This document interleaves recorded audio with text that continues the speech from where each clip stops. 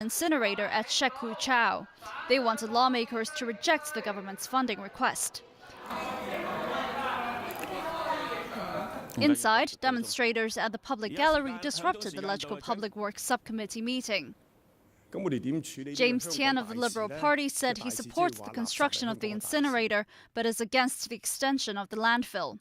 Some lawmakers questioned if this would be the last time the government is proposing the expansion of the Changguano landfill.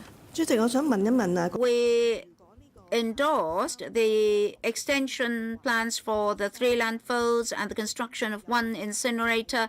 Can you guarantee that this will be the last round of extension?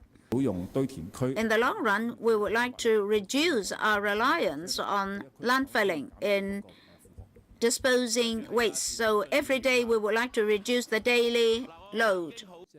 Other lawmakers were skeptical about the government's figures on the Changguano landfill reaching capacity. I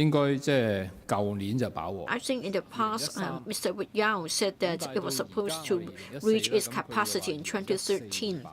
Now we're year 2014 and we're told that it will be reaching the capacity in 2014. Now you are sort of shifting the year all the time. On what basis have you made such an estimate? The figures will vary as a result of population growth, the recycling rate, as well as the rate of waste generation. So every time we have to base our estimate on the latest figures. Lawmakers Gary Fan and Albert Chan submitted a total of 13 motions as part of their filibustering attempt. Pro-establishment legislators want to cut short the amount of time the motions are scrutinized. The subcommittee's chairman, Lo Wai-kwok, adjourned the meeting until Tuesday. Stephanie Choi, TVB News. The Independent Police Complaints Council is seeking information from the police about a fatal shooting on Monday. As Stephanie Choi reports, the council says the public is concerned about the case. The wife of Ho Sai-chung identified her husband's remains at a public mortuary in Sha Tin today. 21-year-old Ho was shot dead by 2 officers during a domestic dispute in Lam Tin on Monday. Police fired 3 shots, 2 of them hitting Ho. The Independent Police Complaints Council, or IPCC, has asked the police for information about the shooting. I think the general principle is that the police wouldn't use open fire, lightly. Every scenario where the police has to decide to open fire must be very serious, and it must be life-endangering.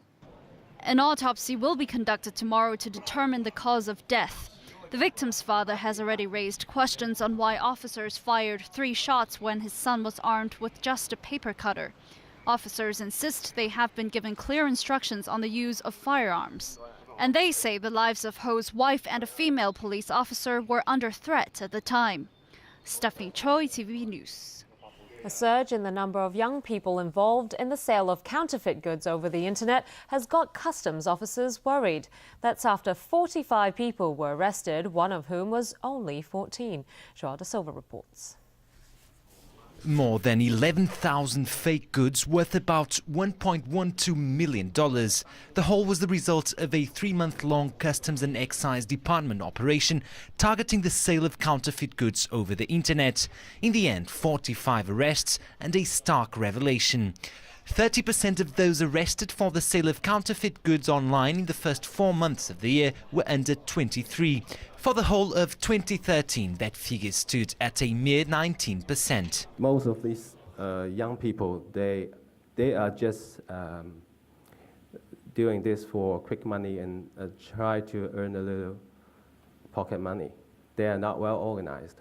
For most of the cases we discover, the seizure involved was quite limited.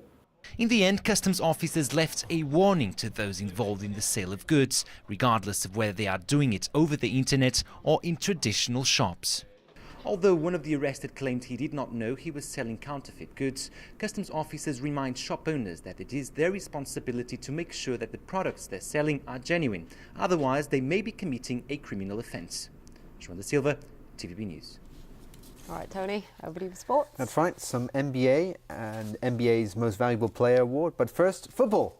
Manchester United are looking to the future as their young players were the stars in their 3-1 win over Hull. United also said farewell to several veteran players, with fans hoping that a new manager will help them put behind what's been a terrible year for the club. Manchester United's new crop of young players gave fans something to